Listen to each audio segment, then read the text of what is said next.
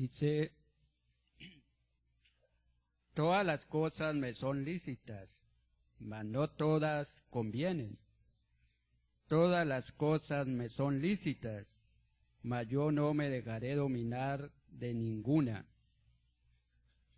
Las viandas para el vientre, y el vientre para las viandas. Pero tanto al uno como a las otras destruirá Dios. Pero el cuerpo no es para la fornicación, sino para el Señor, y el Señor para el cuerpo. Y Dios, que levantó al Señor, también a nosotros nos levantará con su poder. ¿No sabéis que vuestros cuerpos son miembros de Cristo? Quitaré, pues, los miembros de Cristo y los haré miembros de una ramera. De ningún modo. ¿O no sabéis que el que se une con una ramera es un cuerpo con ella? Porque dice, los dos serán una sola carne. Pero el que se une al Señor, un espíritu es con él. Huid de la fornicación. Cualquier otro pecado que el hombre cometa está fuera del cuerpo, mas el que fornica contra su propio cuerpo peca. ¿O ignoráis que vuestro cuerpo es templo del Espíritu Santo, el cual está en vosotros, el cual tenéis de Dios, y que no sois vuestros? Porque habéis sido comprados por precio.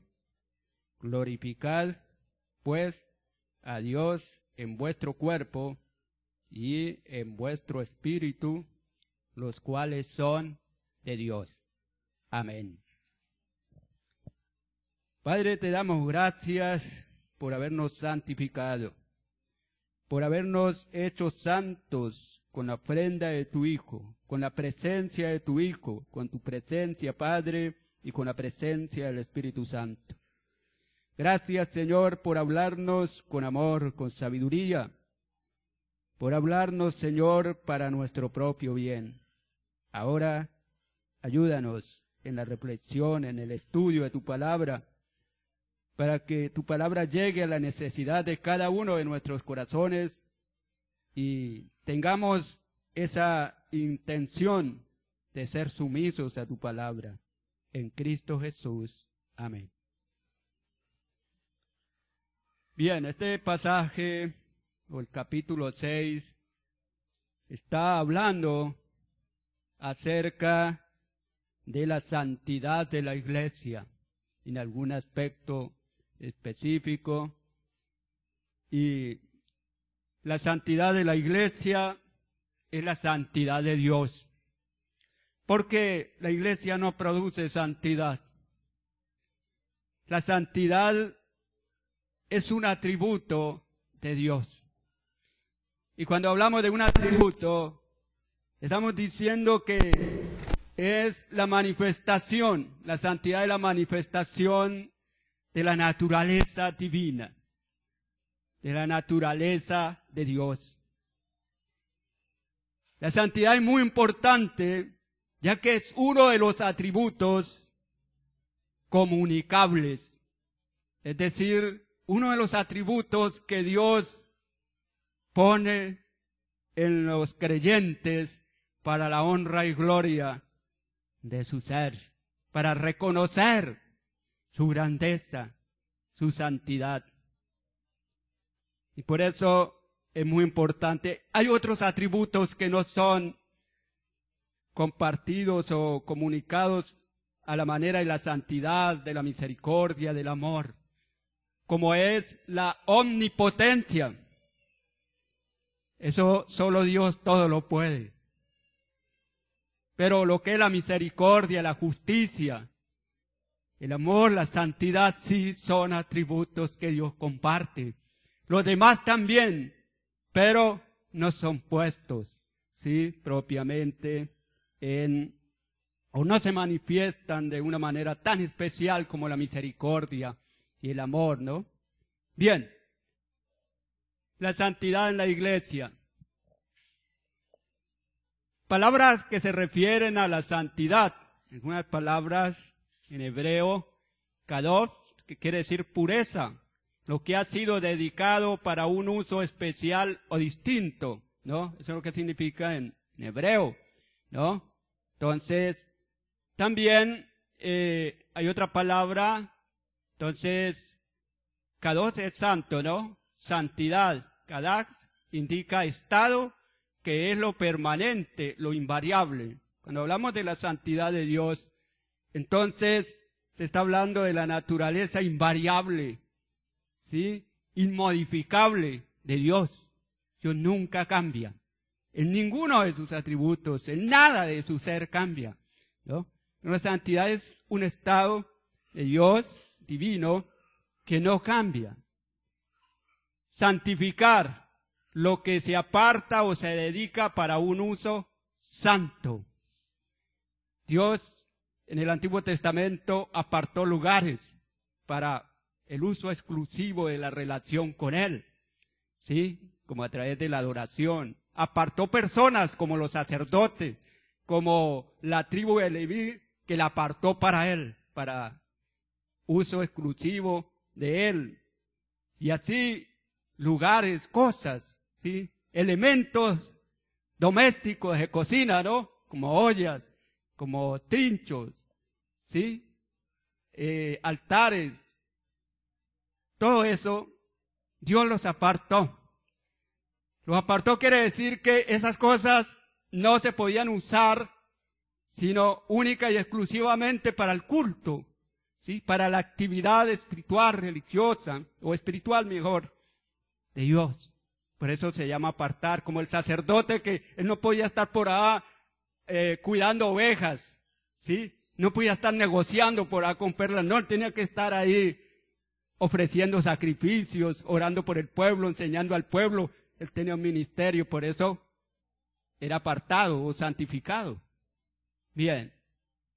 Una palabra en griego, hagiasmos, que quiere decir un estado permanente, lo que ha sido apartado por Dios para ser santo. Dios es el que hace que las cosas sean santas, que las personas sean santas, porque Él es santo, ¿sí? Entonces, eso es.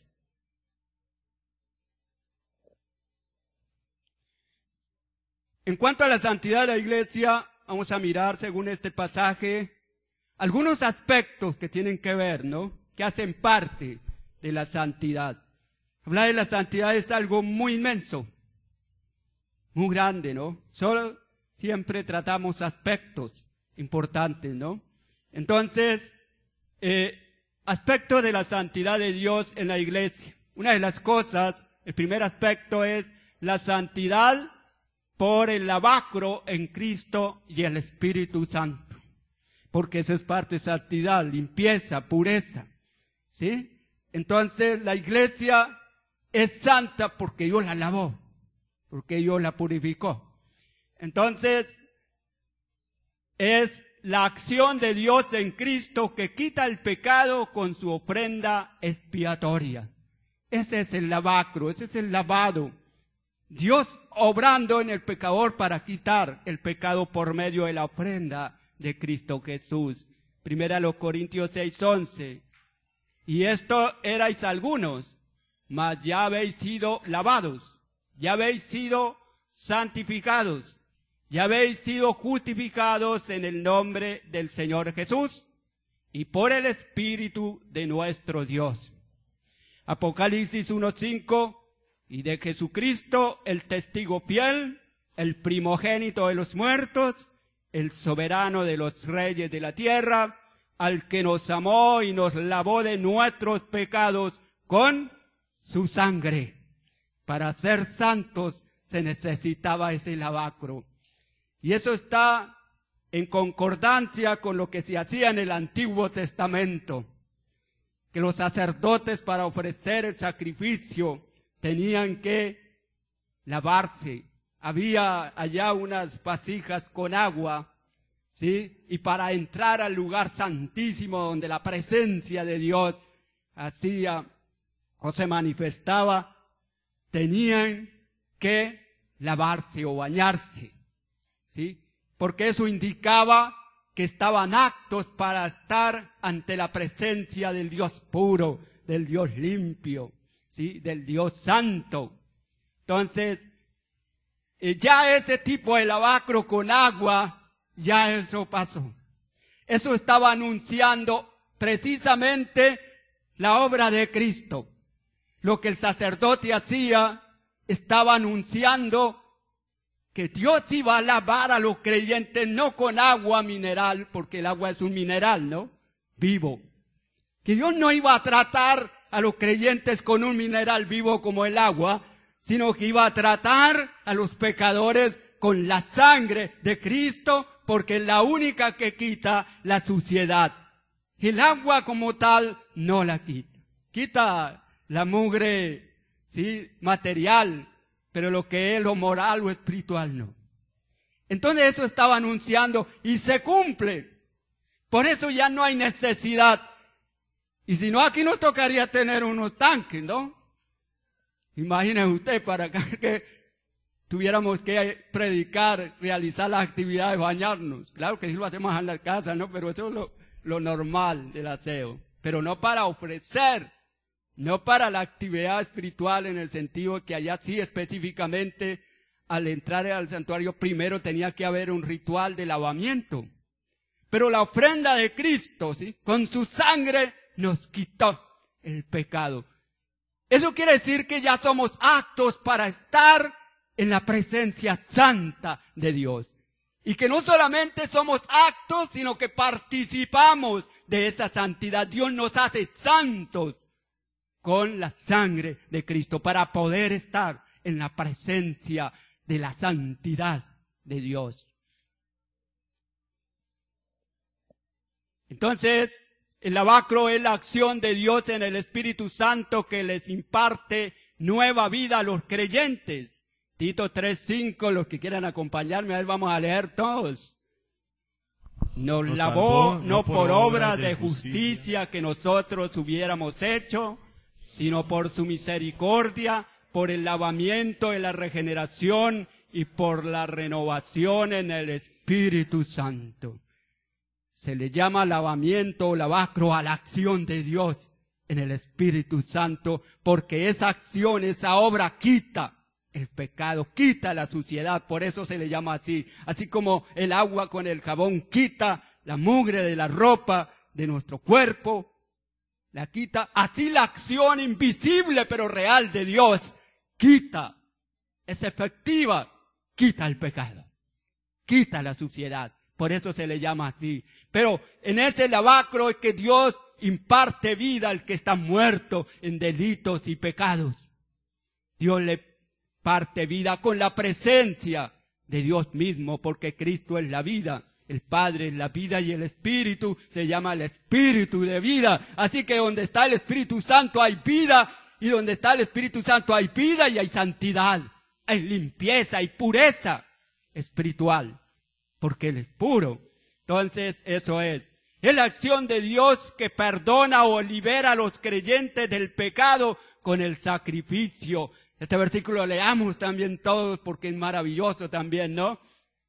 En quien tenemos redención por su sangre, el perdón de pecados según las riquezas de su gracia. Redención, liberación, perdón, limpieza, lavacro. Porque Dios está quitando, el perdón indica eso, que el pecado nos tenía atados, cautivos, y Dios rompe esa cautividad. Ese dominio queda, ¿sí?, vencido por siempre, y entramos a la libertad que nos declara santos, limpios, delante de Dios. Entonces, este es el lavacro. La iglesia es santa porque Dios la ha limpiado, porque Dios está en la iglesia, porque Dios la ha perdonado, le ha quitado el pecado, por eso es santa.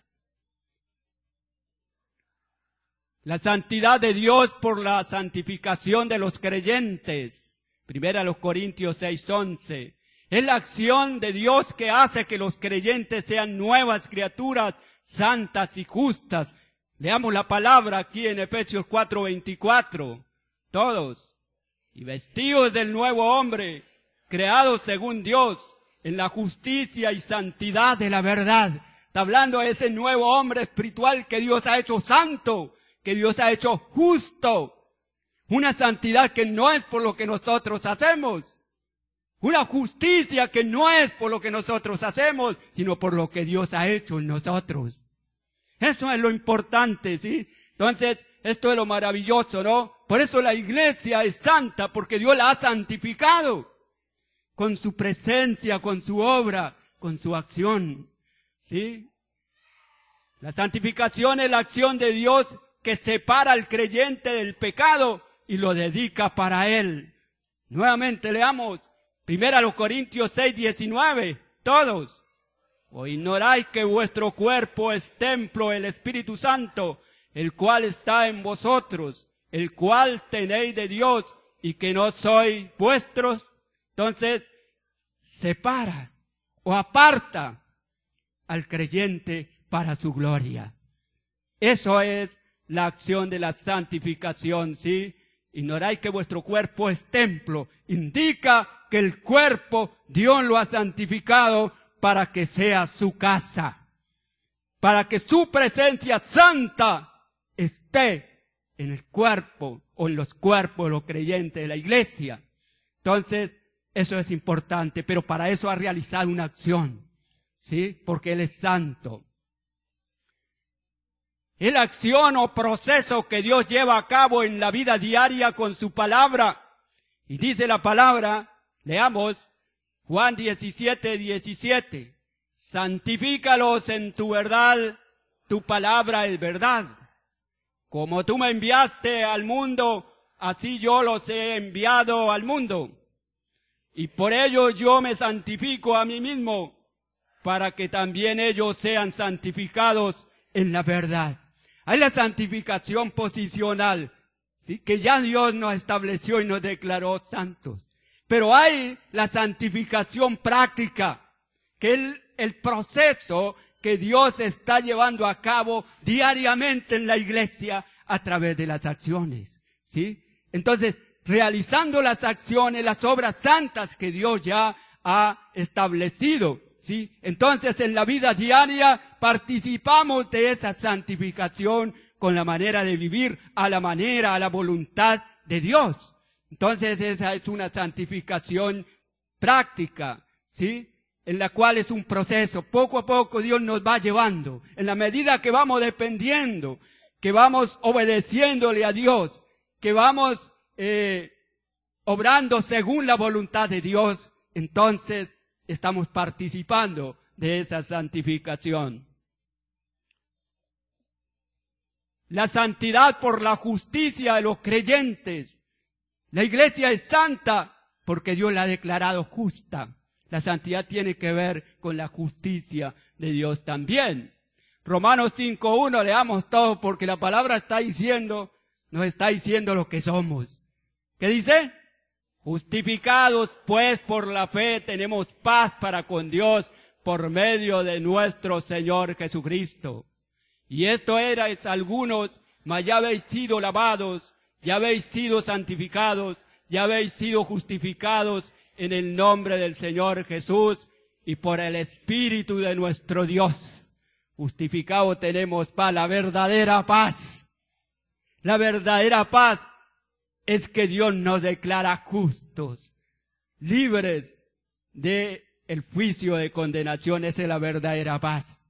Que la ira de Dios no está sobre la iglesia, sobre nosotros, porque Dios nos ha reconciliado con su Hijo por medio de su ofrenda expiatoria. Esa es la verdadera paz, ¿sí? Esa es la verdadera paz. Entonces, la santidad por la justificación es la acción de Dios por la cual declara y establece sin culpa y libre del juicio de la pena del pecado a los creyentes. Justo es aquel que Dios declara justo, lo mismo que santo. Santo es aquel que Dios lo declara santo, lo hace santo. ¿Sí? Este es el santo. Entonces, la iglesia es justa porque Dios la ha establecido justa. La iglesia es justa porque Dios la declara justa delante de Él.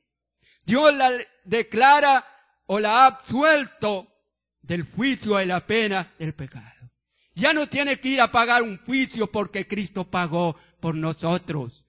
Entonces la justicia de Cristo pasó a nosotros y nuestras maldades, nuestro pecado pasó a Cristo y Él sufrió por nosotros para que su justicia pasara a nosotros. Y por eso somos santos. La santidad por la presencia de Dios en los creyentes, eso es lo que nos hace santos. Toda su acción, toda su obra, ¿sí? ¿O ignoráis que vuestro cuerpo es templo del Espíritu, el cual está en vosotros, el cual tenéis de Dios, y que no sois vuestros? Con Cristo estoy juntamente crucificado, ya no vivo yo, mas vive Cristo en mí, y lo que ahora vivo en la carne, lo vivo en la fe del Hijo de Dios, el cual me amó y se entregó a sí mismo por mí. Un Dios y Padre de todos, el cual es sobre todos, y por todos, y en todos. Dios está presente, Dios Padre, Dios Hijo y Dios Espíritu Santo está presente en la iglesia y da como resultado o como efecto la santidad. Somos santos por la presencia de Dios en nuestras vidas. Por eso la iglesia es santa, porque Dios es santo y porque Dios está en la iglesia. La santidad solo pertenece y es posible con Dios. Ahora miremos en segundo lugar algo importante, el valor de la santidad de Dios en la iglesia. El valor indica el grado de importancia, de utilidad que tiene la santidad de Dios en la iglesia. Es algo muy importante. Es algo que no puede faltar. No puede faltar en la vida de la iglesia. Sin ello no habría iglesia. Porque Dios es santo, porque es la presencia de Dios misma en la iglesia. La iglesia, por ser santa, hereda el reino de Dios. Eso indica que si la iglesia no fuera santa, no tenía parte, no tenía nada que ver con el reino de Dios. Pero la Biblia dice que somos herederos del reino de Dios. Lean conmigo, a ver, vamos a leer, para que no se me duerman. ¿No sabéis? A ver, vamos a leer. ¿No sabéis que los injustos no heredan el reino de Dios? No erréis, ni los fornicarios, ni los idólatras, ni los adúlteros, ni los afeminados, ni los que se echan con varones, porque los presos también os compadecéis, y el despojo de vuestros bienes sufrís con gozo, sabiendo que tenéis en vosotros una mejor y perdurable herencia en los cielos. Entonces, la iglesia, por ser santa, es heredera, tiene parte del reino de Dios. El reino de Dios incluye, ¿qué incluye el reino de Dios? Incluye a Dios como rey y su autoridad gubernamental. De eso se está hablando del reino. Un rey que tiene autoridad, un rey que tiene un pueblo para dirigir. Un rey que tiene un pueblo para darle órdenes y para que le obedezca. Es interesante que en la tierra todavía hay reinos, ¿no? Y en estos días estaba aprendiendo que España no es una república. España es una monarquía todavía. El jefe máximo, ¿sí?, de el gobierno español es el rey. Y ve cómo renunció y están en eso, ¿sí? Entonces, interesante, ¿no?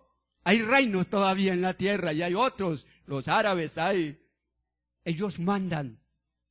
Ellos son los que tienen todavía. ¿Y por qué los habrá? Eso los hay porque Dios los ha establecido y los ha conservado.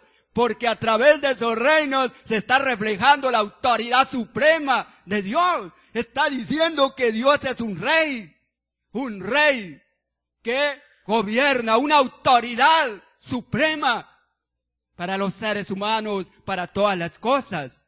Entonces incluye a Dios, pero también incluye todas las cosas porque le pertenecen a Dios y Él tiene dominio sobre ellas.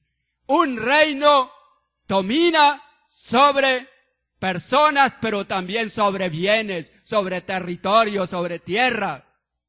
Un rey no solamente imparte autoridad, sino que administra personas, administra dinero, riqueza, todas las cosas. Dios es un rey rico, que le pertenece todo, administra todo, gobierna todo, ¿sí? Pero el reino de Dios también incluye la relación de Dios con la iglesia, porque Él es el que dirige la iglesia, el que gobierna la iglesia, el que está en una relación permanente con la iglesia y la iglesia con Dios.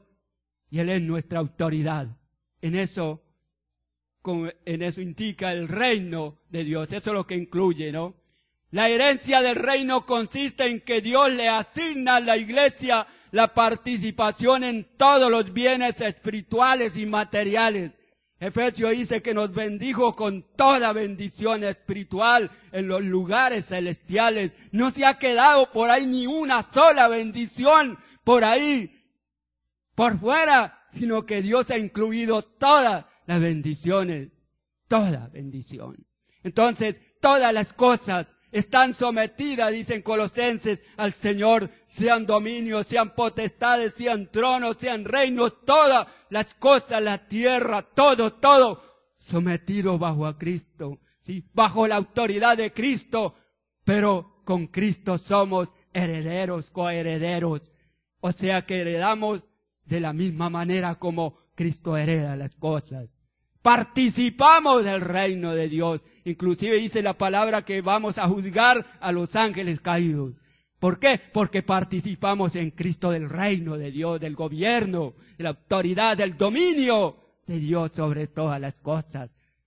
Todo nos pertenece en Cristo Jesús. Entonces, esa es la herencia. Pero eso, gracias a Dios que somos santos. Por la santidad llegamos a participar, ¿sí?, del reino de Dios, de la herencia. La iglesia, por ser santa, es gloriosa, o sea, distinta a las demás naciones y dedicada para Dios y completamente limpia. El mundo no nos ve así, ¿no? Algunos nos tienen por los más malos, pero Dios nos tiene por los justos, puros, ¿sí? Porque Dios es justo y Dios es el que nos declara.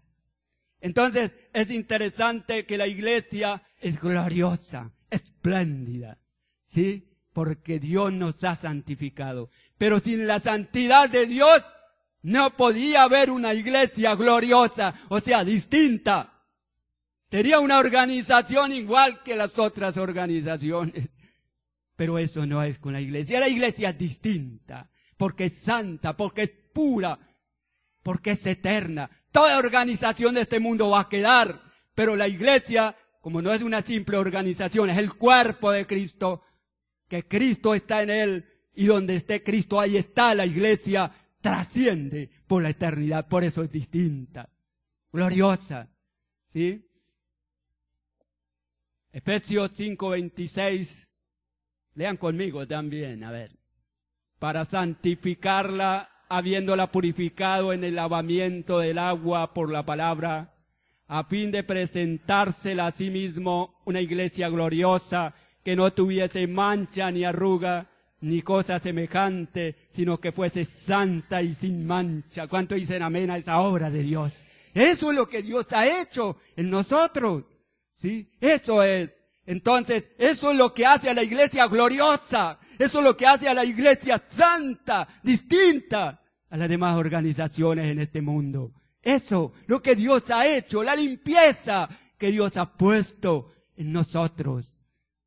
Pero gracias a la santidad. Por eso es muy importante la santidad de Dios en la iglesia. La iglesia, por ser santa, es el templo de Dios.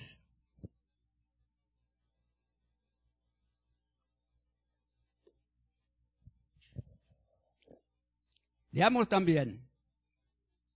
¿O ignoráis que vuestro cuerpo es templo del Espíritu Santo, el cual está en vosotros, el cual tenéis de Dios, y que no sois vuestros?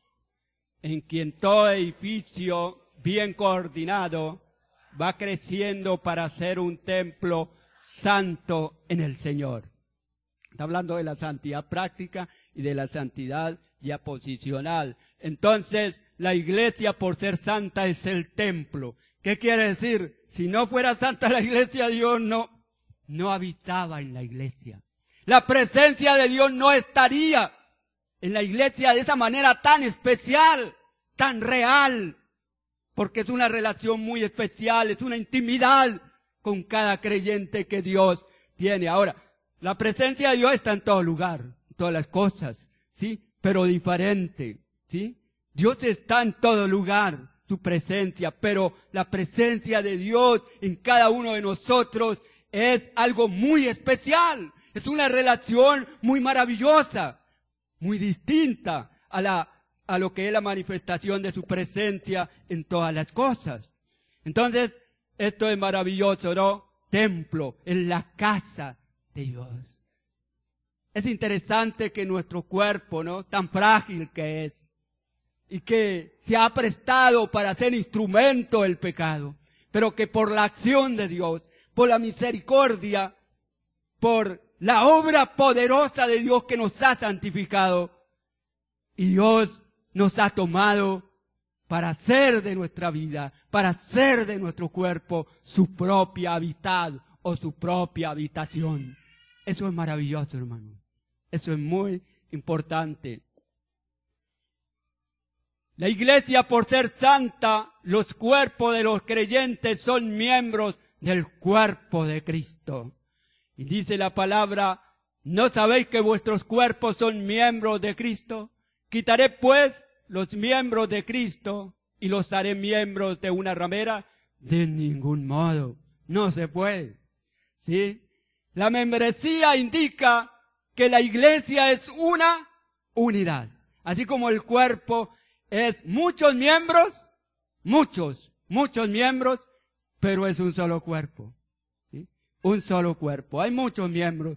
Así es la iglesia, tiene muchas personas, porque la iglesia es el grupo de personas que tiene a Cristo Jesús como su Salvador, que tiene al Espíritu Santo, que ha nacido de nuevo. Ese grupo de personas que han nacido de nuevo por la presencia del Espíritu, por la acción de Cristo en su vida. Así, de esa manera, muchos creyentes, que incluyen los que están militando todavía en este mundo y los que ya pasaron a la eternidad, están en un lugar a la espera de la resurrección, igual que nosotros, solo que no hemos muerto, pero estamos a la espera de la resurrección. Entonces, esa es parte de la iglesia, pero todos miembros de los unos a los otros. Cada creyente es muy importante en la iglesia, así como los miembros de nuestro cuerpo son importantes. ¿Qué problema cuando se enferman los ojos, no? ¿Qué problema cuando se enferma el colon, no? Cuando se enferman los miembros. ¿Qué problema cuando uno se machuca por ahí, aunque sea una uña, no? Aun cuando un vello se le cae, le duele, se siente. Algo insignificante. Eso indica la importancia. Todo creyente es importante, vale. Es importante en la iglesia de Dios. Todo creyente. Porque es necesario. Todo creyente es necesario en el cuerpo, en la iglesia. Porque Dios lo hace necesario. Porque Dios ha hecho de la iglesia una unidad. El cuerpo de Cristo. Que los creyentes se pertenecen unos a otros. Eso es lo importante de la membresía, ¿no? Yo le pertenezco a otro hermano. Otro hermano me pertenece a mí. Nos pertenecemos unos a otros. Y por eso no podemos hacer con nuestro cuerpo lo que querramos. Porque no somos dueños de nuestro cuerpo. Es del Señor y de cada uno de nosotros. ¿Sí? Que cada creyente tiene una función diferente en la iglesia. Por eso somos miembros. Y los miembros, al igual que el cuerpo, las manos con una función diferente, la nariz con una función diferente, todos los miembros con funciones diferentes. Ilustra que los creyentes también tienen una función diferente. Por eso unos predican, unos son ancianos, pero no todos pueden ser ancianos. Hay diferentes maneras de servir en el cuerpo, pero todos sirven. Todos. No hay uno solo que no sirva, porque entonces no sería miembro del cuerpo de Cristo. Todos sirven. ¿Sí? Porque no es solamente el que se para, ¿no?, a dar el mensaje, sino que todos cumplen una función. Todo creyente cumple una función muy importante en la iglesia. Todos sirven. Eso indica la membresía. Por eso somos miembros. La aplicación de la santidad de Dios en la iglesia. Entonces, hermanos, hay una aplicación interesante en este pasaje. La iglesia, por ser santa, debe juzgar a los hermanos en los problemas de relación, porque somos santos. Y hay problemas, hay fallas en la relación y se deben de juzgar. Lean conmigo la palabra. Para avergonzaros lo digo, pues que no hay entre vosotros sabio ni aun uno que pueda juzgar entre sus hermanos. Muy bien, juzgar es hacer un examen para poder discernir entre lo que es bueno y lo que es malo, y así poder tomar determinaciones justas para bien. Juzgar es examinar. Y ahí que viene de los jueces y aquellos que examinaban las situaciones, todo, y una vez conocían, investigaban y ya conocían bien los hechos, entonces ya aplicaban la justicia, que era el juicio, ¿no?, las determinaciones a seguir. Entonces, eso quiere decir un examen, ¿sí? Entonces, examinar las cosas y luego determinar qué hay que hacer. Eso es. La iglesia, por ser santa, no debe tener pleito en juicio ante los incrédulos. En la iglesia, primero en los Corintios se dio esto, ¿sí? Pleitos entre ellos mismos y pleitos ante los juzgados, ¿sí? Ante la justicia ya ordinaria de ese entonces, o civil, ¿no? Entonces, sino que el hermano con el hermano pleitea en juicio, y esto ante los incrédulos. Así que, por cierto, es ya una falta en vosotros que tengáis pleitos entre vosotros mismos. ¿Por qué no sufrís más bien el agravio? ¿Por qué no sufrís más bien el ser defraudados? Los pleitos entre ellos mismos. Entonces, por el hecho de ser santos, tenemos que tener cuidado con esto. Porque ser santo indica que somos diferentes, que somos otra clase de personas. Y que los problemas surgen, ¿no? Porque todavía cometemos pecados, todavía cometemos fallas, pero tienen un tratamiento diferente, un tratamiento santo. ¿Sí?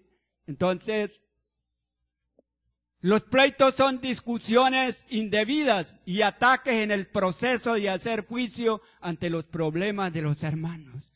Entonces allá se juzgaban indebidamente, se atacaban unos a otros.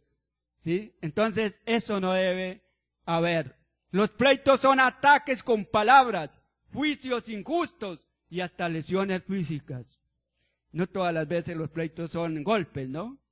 Porque son discusiones, son palabras, ¿sí? Pero todo aquello, el pleito siempre conduce a la violencia. Pleitos no deben de haber. La iglesia es santa y por esa razón no debe de haber pleitos de los hermanos. Eso es. La iglesia, por ser santa, debe sufrir los agravios y defraudes de los mismos hermanos. No debe ser así. Sí, no debe haber. Pero aquí nos enseña, ¿no? Aquí nos enseña. Así que, por cierto, es ya una falta en vosotros que tengáis pleitos entre vosotros mismos. ¿Por qué no sufrir más bien el agravio? ¿Por qué no sufrir más bien el ser defraudados? Sufrir el agravio es soportar el mal recibido sin responder con otro mal. Eso es sufrir el agravio. Soportar sin responder con otro mal. Eso es lo que nos enseña la palabra porque somos santos. Eso no lo hace el mundo, ¿no? El mundo recibe un mal y estudia y se las ingenia para ver cómo responde con otro mal. Eso no lo puede hacer los creyentes. Eso no lo puede hacer la iglesia. ¿Por qué? Porque es santa.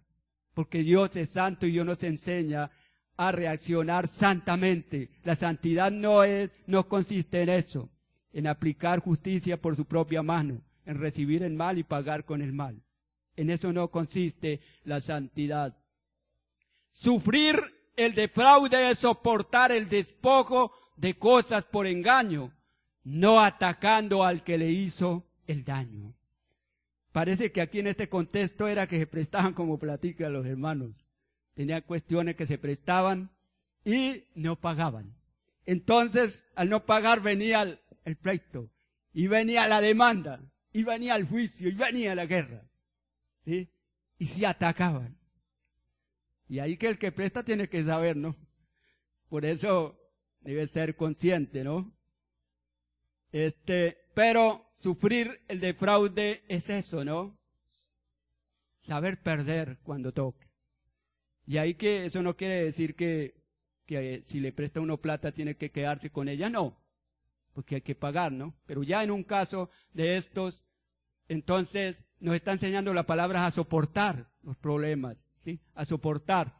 Entonces, sufrir el defraude es soportar el despojo de cosas por engaño, no atacando al que le hizo el daño. El mundo no hace eso. Mire cómo está el mundo hoy en día. La seguridad, ¿no? Cosas tan tremendas que por cualquier cosa, ¿no?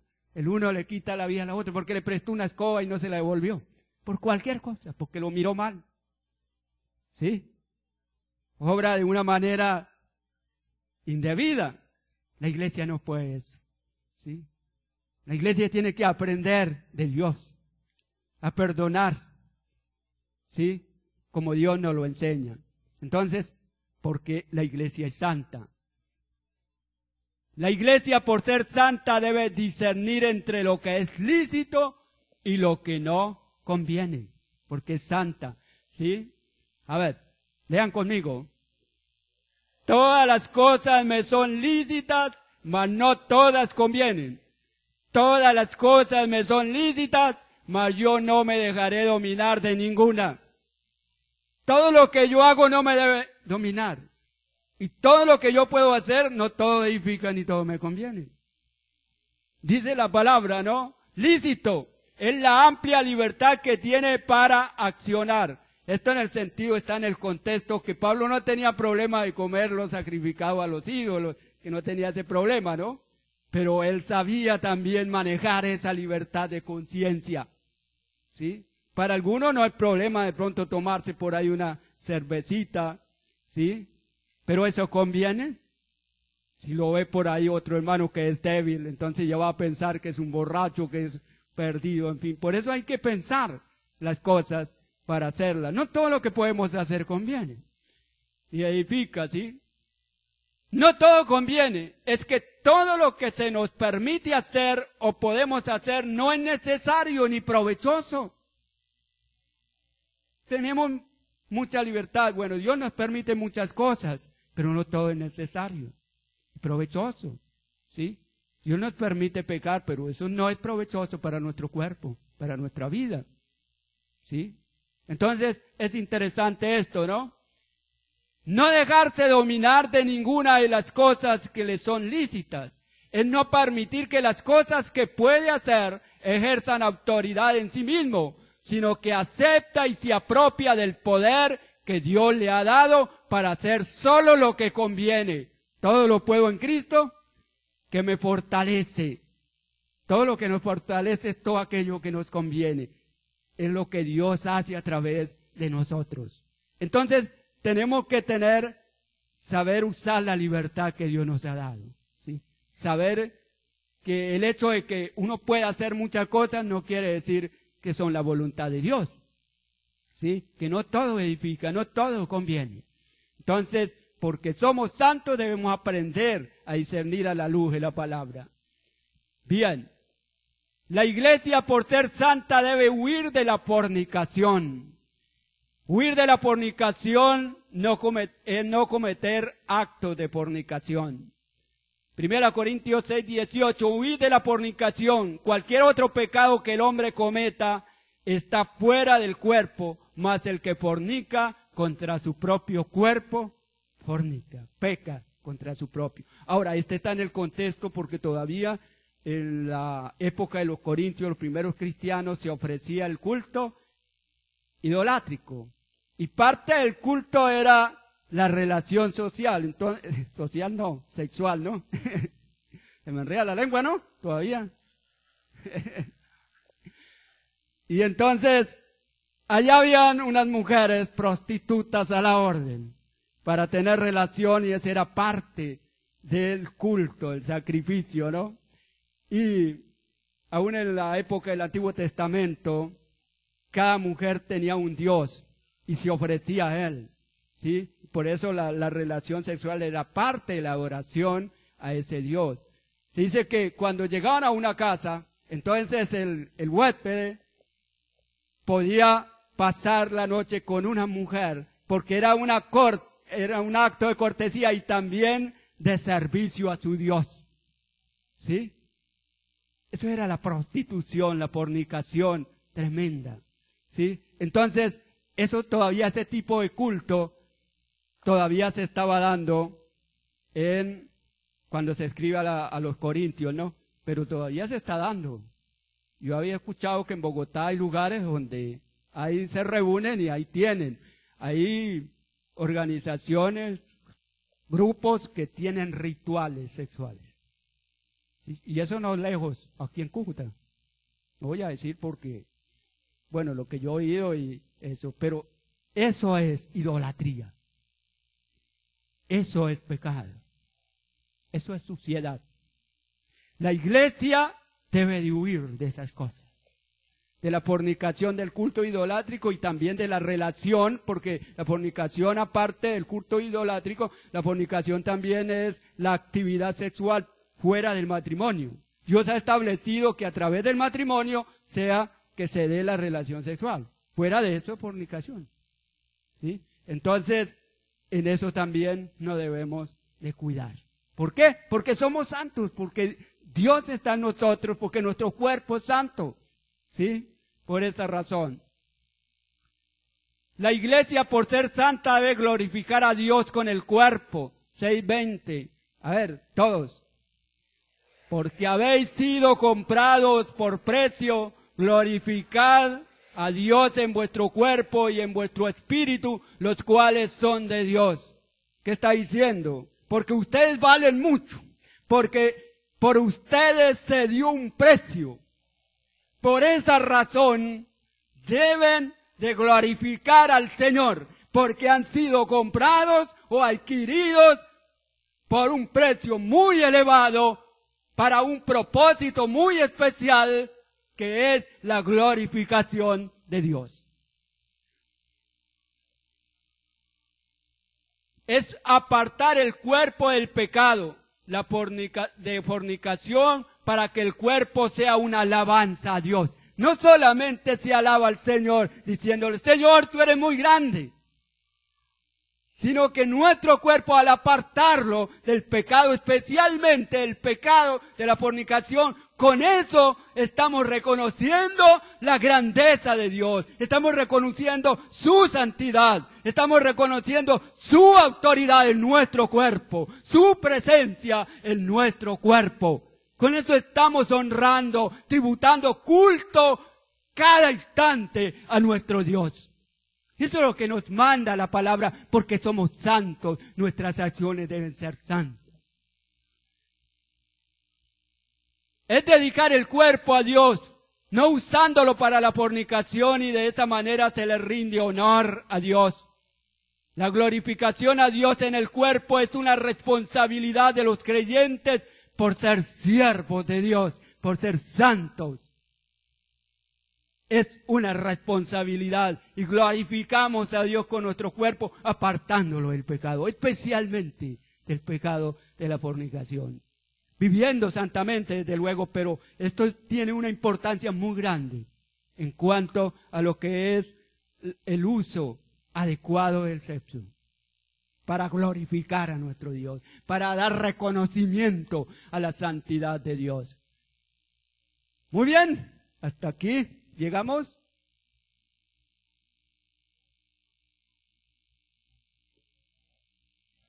Resumen de la enseñanza. ¿Cuál fue el tema? La santidad de Dios en la iglesia. Aspectos de la santidad de Dios en la iglesia. ¿Cuáles son?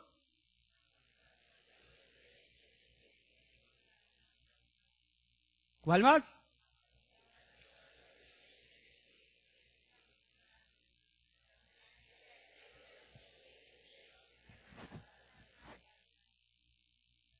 Muy bien. El valor de la santidad de Dios en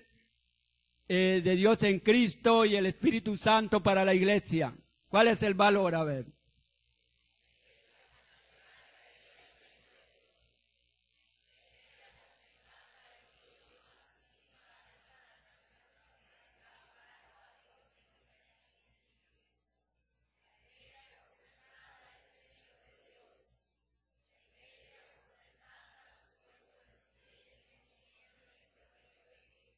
Mira la importancia de la santidad. Pasamos.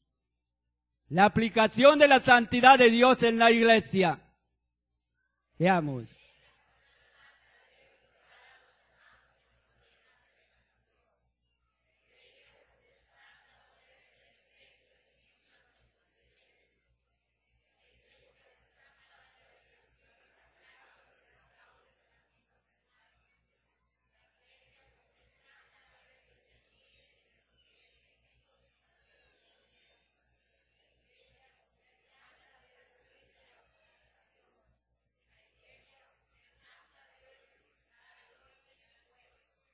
Algunos sigan compitiendo, ¿no?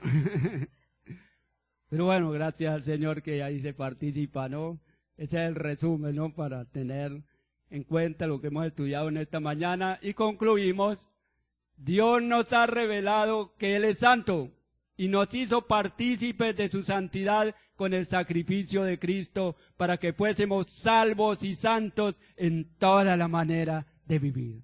A Dios sea la gloria que nos hizo santos. Dios amado, te damos gracias en esta hora.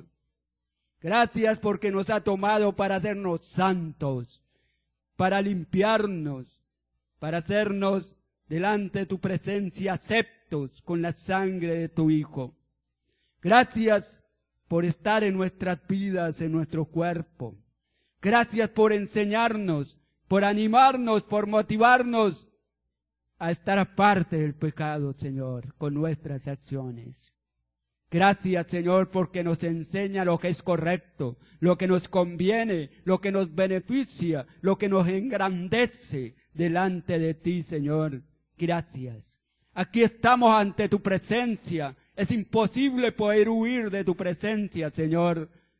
Y tú puedes leer nuestras mentes y nuestros corazones. Tú estás en lo más íntimo del espíritu y del alma, de nuestro cuerpo, de nuestro ser. Y ahí, Señor, tú nos conoces y ahí estás tú presente. Ahora ahí tú sabes qué debemos de cambiar en nuestra manera de hacer, en nuestras intenciones, en nuestra actitud. Obra de una manera muy especial en nuestras vidas en estos momentos, que hemos estudiado tu palabra, que te hemos oído, que conocemos cuál es tu voluntad para nuestros cuerpos, para nuestras vidas. Señor, ayúdanos. Obra de una manera muy especial en cada uno de los hermanos, para que cada día, Señor, nuestra vida sea conforme a tu voluntad. En el nombre de Jesús. Amén.